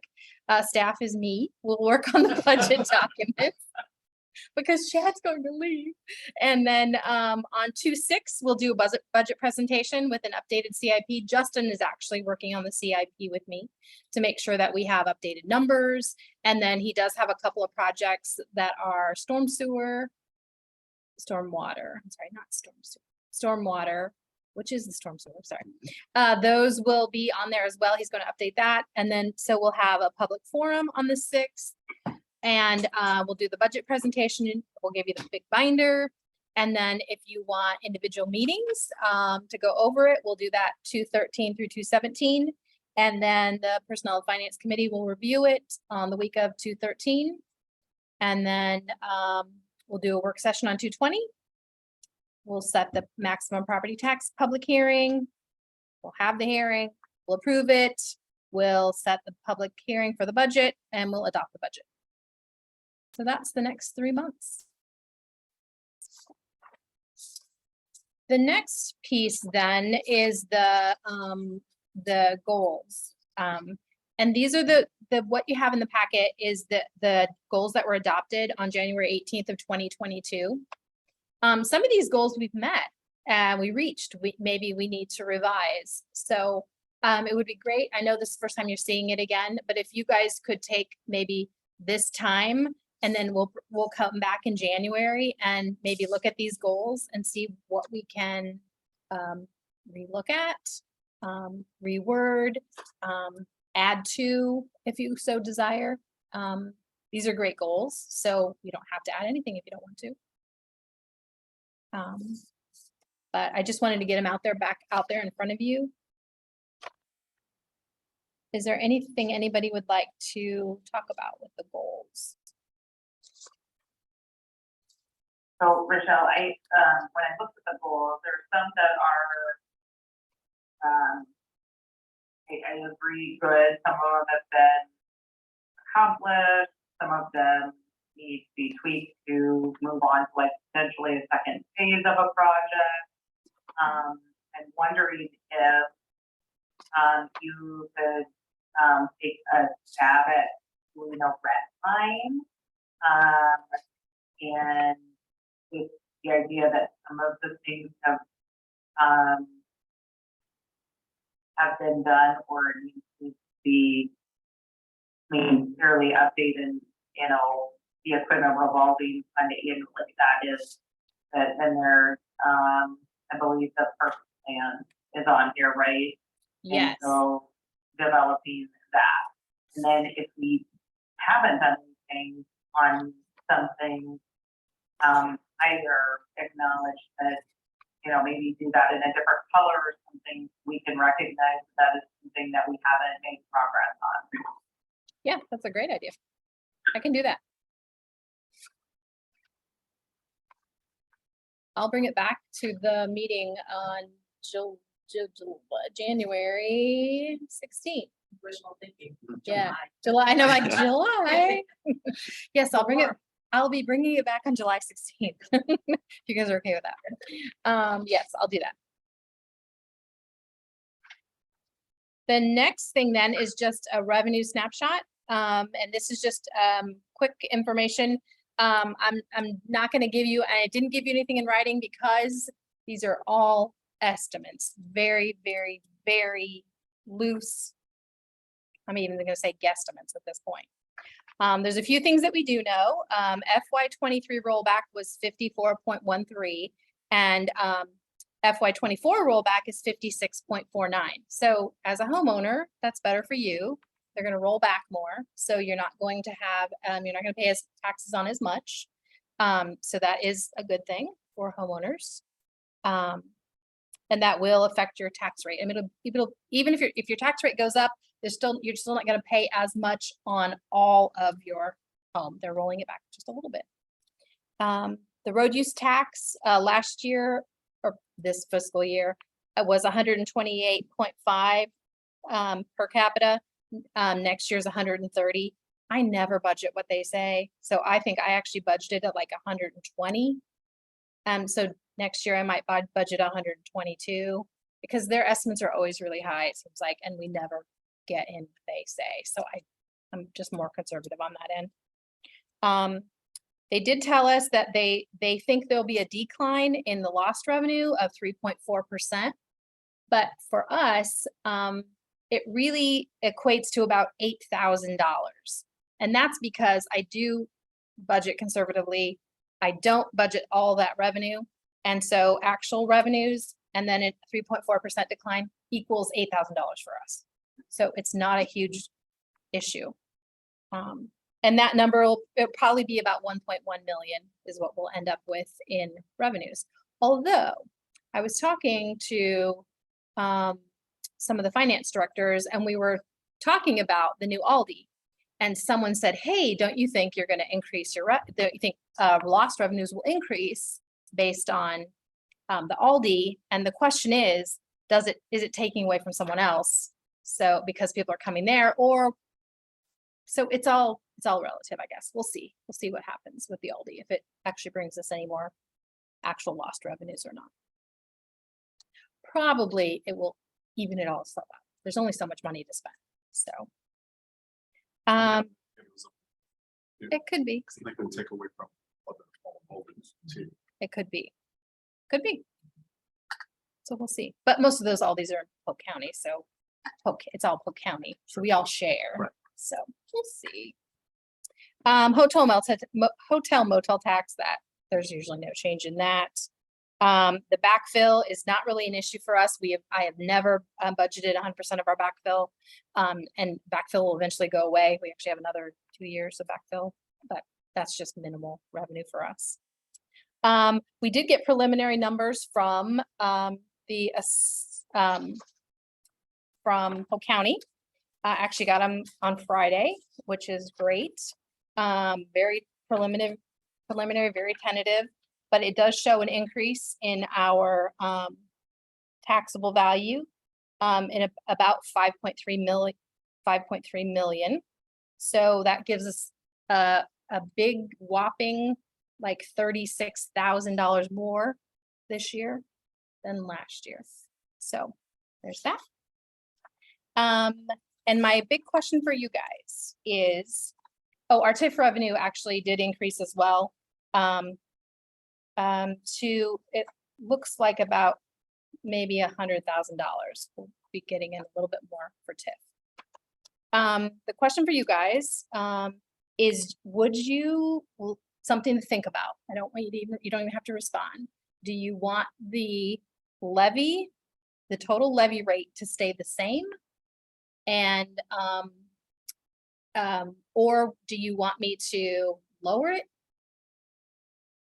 There's no reason for an increase in any way, shape, or form. We can leave it the same, or I can actually decrease it based on what we did last year was our FICA and IPERS and our other employee benefits. We have big balances in there. We can lower the levy rate based on lowering the amount of money that we bring in for those things. Because we will not need as much because our health insurance has went down so drastically. It's been just been an amazing change that happened. And it's a huge savings. So That dropped by what, 200,000 or something? yes, it's a lot. What is So- the number? The levy right now is 13.76. 541, but 13.76. And I just did a very, very, very preliminary one, and I could pull it to 13.63 easily. What would that equate to? It's like 12 cents per thousand. So something to think about. I can go lower, or if you want us to generate money for whatever it is that you guys want to do, which is the next piece, we can do that. So if we keep it the same, we would actually be generating a little bit more revenue, which we can utilize for other projects. So it's a balance act. It's a balancing act. I totally understand that completely. We have How to, much did we reduce it last year? last year we reduced it 71 cents. And the year before that it was $2.40. That's- That was because Mark was very, very aggressive with reducing the tax. I was totally against it. But because I didn't know what we had at that point, that very first 10 days I was here. And he wanted it reduced. We did it, we reduced it. It worked out. She knew it. It reduced, the reduction was fine, and we can continue to stay steady, or we can actually reduce if you guys want to.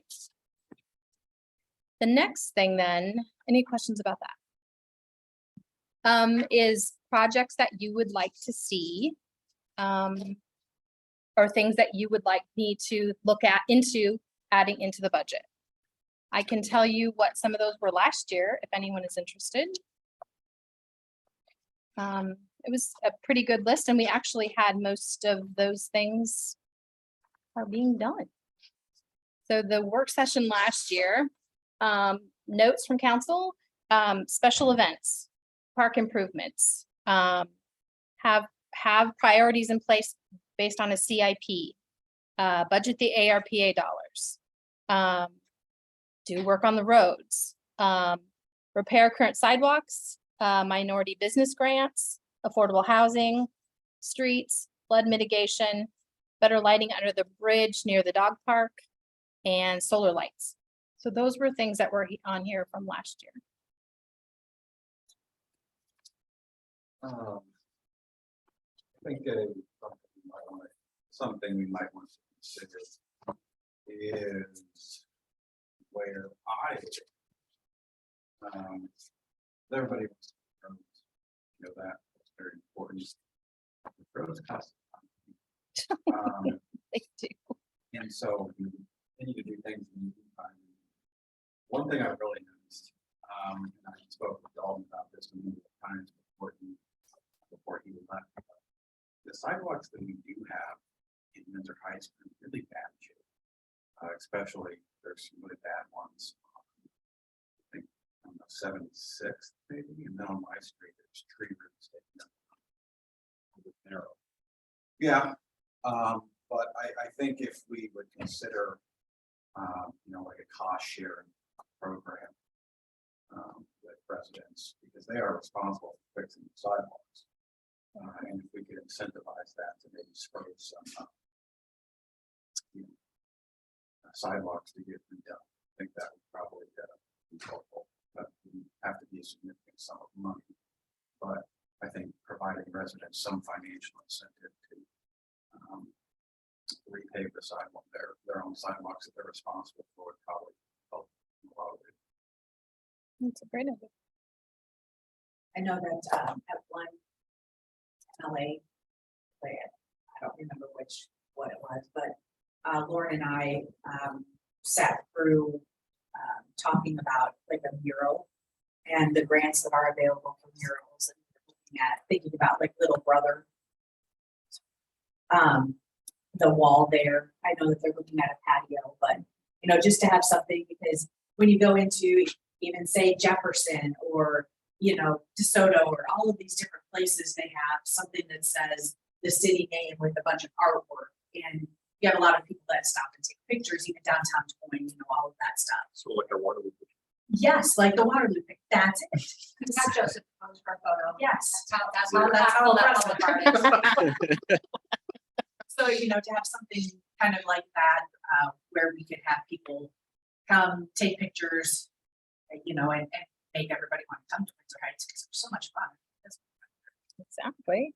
So, but we also looked at the grant programs that were available. So I think that it wouldn't actually really cost us much, if anything, through those.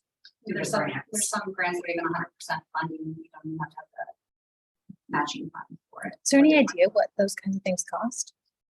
They said it wasn't that. I think the one said like $3,500, but then they were able to have the artist donate the amount of, they donated their time, and then all of the paint was paid through like Sherwin-Williams or something along those lines. And so it actually it didn't cost them anything. Plus, they were also able to get in new artists that were trying to find their way into businesses or whatever, you know, and so it benefited a lot of different people, not just. Great idea. I just think something that we could take pictures is, you know, you look at downtown Des Moines, look at all those places and what do we have in Windsor Heights that we could say, this is our center, this is where and you could take a picture about a playground, but. I mean, I saw a Christmas card that made Carlisle one, because of the murals. I got a bunch of them. And if you can make Carlisle look like a drama, that's an accomplishment. I think that, especially alongside of Carlisle. Disclaimer. Yeah, no offense, sorry, Carlisle. You know, if you're driving eastbound on University, they're on Little Brother, and so because of our street design and our speed limit, it's easy to get over. It'd be easy to pull over and stop for a picture. And years ago, this was back when Teresa Greenfield was still in Foley, but we talked about like the Nashville wings. It's like, I think if you're on a girls trip to Nashville, it's against the law to not stop and get your picture taken at the wings, right? Like it's a landmark, it's a thing. People wait in line 30 minutes for pictures. And I don't know that, I think that's probably too lofty of a goal for us, but something that would, Why not? attract people and be noteworthy. They do that. So Yes. A little warmer. we should all do it. I feel so. I'll pack my bags right. And maybe we could get Colby to, well, they'd have to agree, obviously. So. And I think they're on board with it. I think it's getting Joe from Butter excited. I don't see how, knowing him with all of his artistic And his abilities, color, with it's so colorful. culinary, with everything going on, that he wouldn't, you know, be right involved in that. And if that doesn't work, there's always other buildings that have walls too that we can look at. So Is there a committee or a group that we should get involved? Is Keep Windsor Heights Beautiful someone that? So we were talking about that. We didn't know, like when we were brainstorming it during the event itself, as we were writing notes to each other. We didn't know if that was like a special events group, if that was something that we, you know, try to get some residents involved to get them excited, just as excited as we are, or Sure. I don't think we really had that planned, mapped out on our napkins that we were writing on, but Okay, we'll figure it out. and if you need to, we can go back through our notes and find the grant paperwork, you know, because they actually they provided everything to us. It was, Oh, that would be Some fantastic. contacts. Yeah, if you could, Yeah. that instead of me reinventing the wheel, that would yeah, be I great. won't make you do that. I'll go back through and Thanks. find my notes. Perfect. We will have lost funds. I hope that we could, look to continue to make some investments, in the park project. So, you know, streets and flooding, those things that, hoping and looking forward to an update from the JDO group, and react to that. Clean up too, so those would be, some high level things that I hope that we are building in. Perfect. Yes, I actually did have that on the list. Mainly because when you look at the park, that phase one project, the park project, sorry, here it is. When you look at the phase one park project that Bolton and Mink is going to do for us. The first phase is going to include the fitness circuits area, the tennis courts, and then what's called miscellaneous site improvements, which is new parking in the two different areas, landscaping, wayfinding, and pavement. The total cost for that is $1,100,000. And then you add in engineering fees, the $515,000, not even what we've already paid, but just that. And then we actually budgeted 1.7 million for FY23. So that leaves us with like $118,000. I'll apply that balance again towards park projects, but then we will have local option sales tax funds to put towards whatever type of projects. We can put that towards, we can always put it towards streets, but we could then put some of those funds towards more park projects. So we could have a little bit of funds to go to work in towards phase two. Might not be enough for all of phase two, but it could be just like what we're doing now with the ERP. We put the funds aside so that in a year or 2 years, we've got the money we need for phase two. So that's just thoughts. As consideration, I believe there are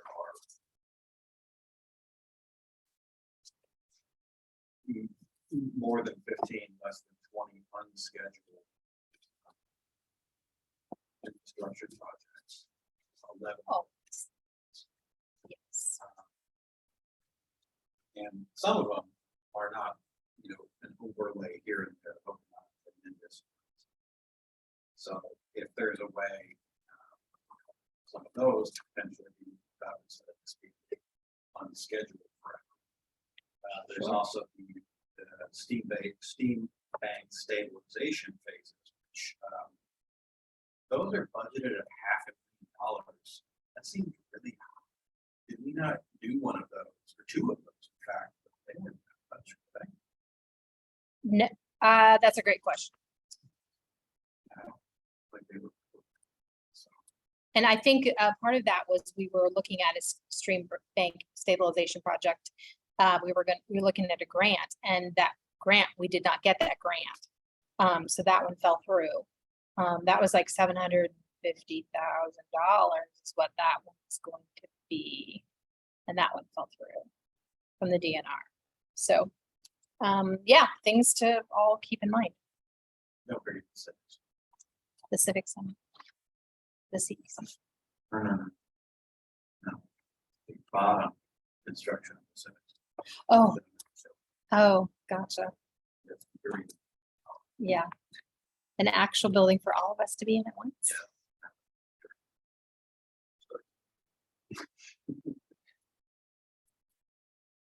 I can put it into the ERP and we can start with $1 and we'll just work our way toward that.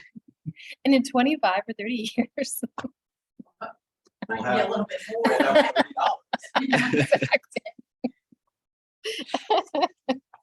more. Anything else? Anybody have anything that they think might be interesting? We still do. We still have the dog park, which could be improved. There was $85,000 actually set aside for that. It was for the fence, right? Yeah, it was for new equipment and for the fence. Yes. I think the fence is pretty important. Yeah. I'm not sure if anyone has the answer to this, but talking about budget reminded me, last year, we had some lighting under the bridges installed. Yep. And there was a delay on one that you said was the bridge that connects us into Urbandale. And that, I think that was like a work in progress, or that there's gonna be some follow-up later, and I don't recall if we ever got, okay, It did get, Mhm. I haven't been out. okay. I don't know. Did they work? I'm pretty sure they do because we paid for the electrical. But if they don't, then that is an issue.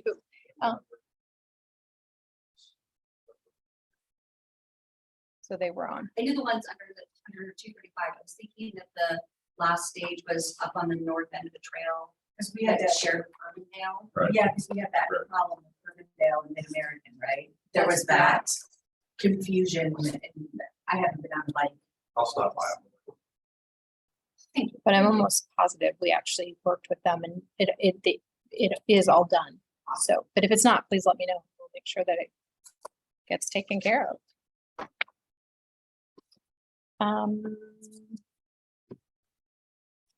I know in our ERP, we've got a few things. Looks like patrol rifles. The emergency response vehicles. I'm just reading through different things. Obviously, we were gonna put in a bunch of money for the which we'll still do for the fire engine. But we'll put it into flood mitigation. And I'll have a resolution for that.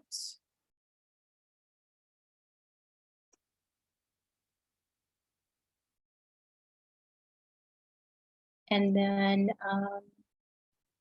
we still do have some outstanding public works things that need to be purchased.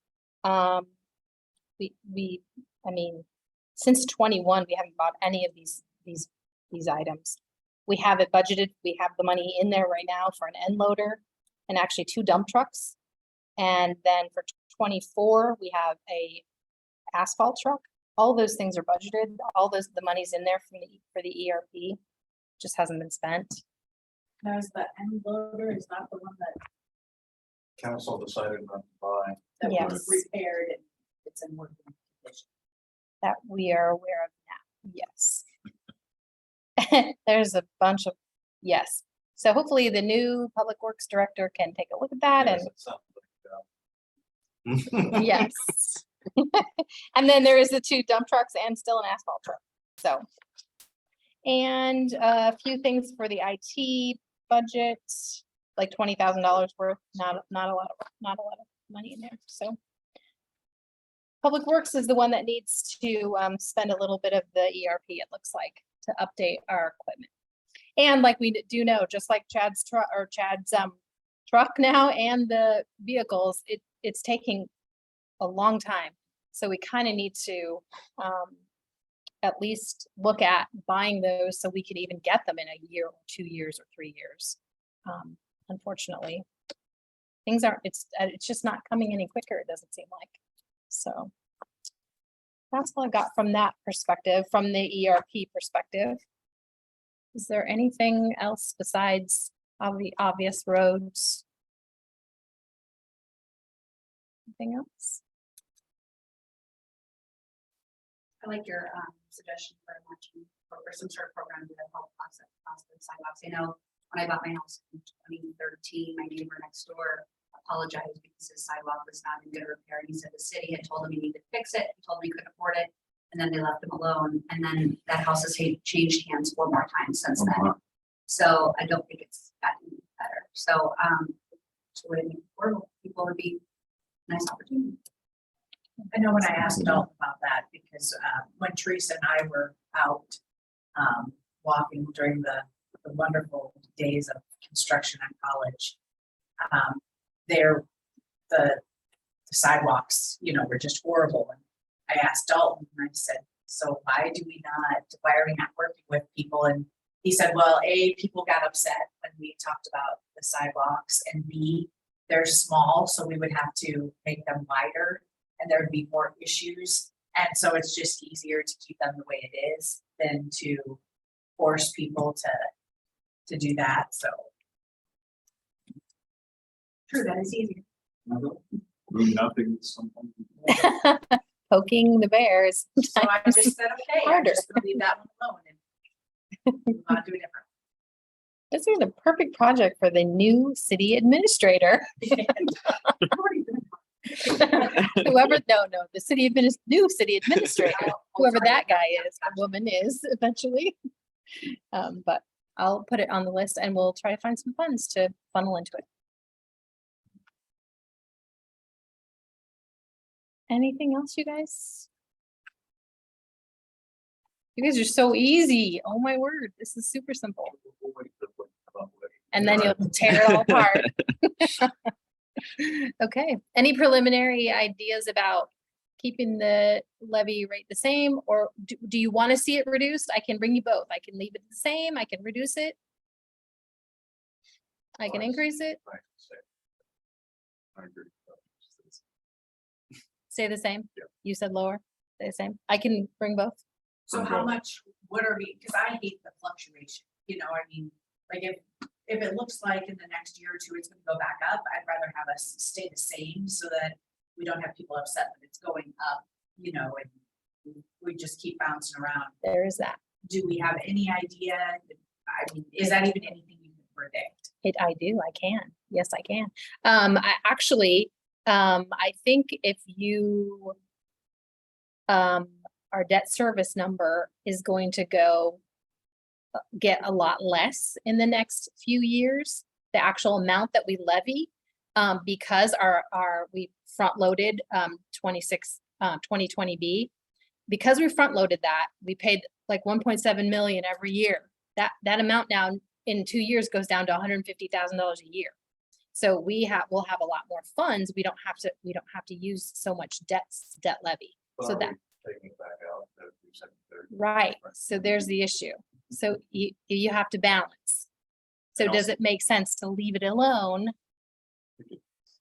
And I think it's such a grand scheme, of things, small number, that it's not Right, the last 2 times that we've been able to do big really jumps. significant Yeah, things. because 12 cents isn't, it's not good. I mean, you can say, if you want to say, hey, we lowered it, but is 12 cents really going to do anything for anybody? Is it gonna be like $100 for $100,000 house? Is that kind of how it's? Or less? People will think that it would be $12. Yes. $100,000 house. $12. Hey, my math. No, I'm just saying, like, it's No, really small. It literally is only 12 cents per thousand. And then your house is only gonna be worth, so if your house is worth 100,000, it's only actually gonna be taxed at 56% of that. So then it's even a smaller amount. So it's more like $7, Yeah. $6. So it's like a happy meal. I'm just happy. Almost, And you can't not even, mail these days. I know these days. So if you want me to leave it alone, I can do whatever you guys want. I'm good with keeping it. I think your brain power can be used for other things. I have a million other things to do, so leaving it the same works for me. Okay, that's what I'll do. I will bring that back to you guys in about a month and a half. And then if I have something sooner, I'll shoot it out to you guys and let you see it before then. Hopefully, I do want to get you your binders at least a couple weeks before that meeting, so. Anything else? Anything for you? Are you still here? I'm here, nothing more to say, so. All right, I thought, was there more coming there? I thought you said I had more to say. I thought you said it's just nothing more. Oh, okay. Oh, yeah, that's what I thought she said too. Okay, well, council, nothing further. I will entertain a motion. Second. Roll Yes. call. Susan Skiris, Yes. Joseph Jones, Yes. Michael Libby, Yes. Lauren Campbell, Yes. Teresa Harms. Yes, Enjoy your time, Teresa.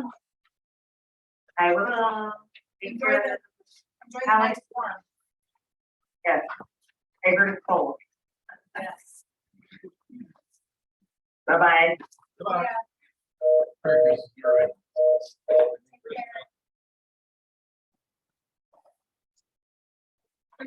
Dragging after at some point. Oh. It's like, We need to have sign language or something. I gave her a look. It's like, look behind you. Like, I never even looked to see what the times were, so I was just making a guess that it was like, Well, and I just looked and we don't have it up, so I'm like, oh, well, that's. that time block now. Yeah, now I don't feel bad about that. I think they're sending out with people pay them. Got lazy and I ordered plugin. I just want to donate, but I don't need a bag. But I used to do that regular donation online and not have it linked to the purchase, right? We're going to send. Or you might, or maybe just do it online and put in notes there that you don't want them to. Because every year I forget last minute outside when it's not. Yes, change it and then sign it. Plug in one. Then it's just amended. Like. use the last- Yeah, nice. Yeah. That's good. I know last year. HESSE. Right. I'm not gonna, I was not upset that I didn't get. it. Yes. I think it's lighter than, it's like a- we didn't have complaints, but I was hiding that one, but yeah, it was sort of struggling. I had a couple of friends that drove by and saw my struggle and made sure to let me know. So they take pictures, because I would be the first to put it.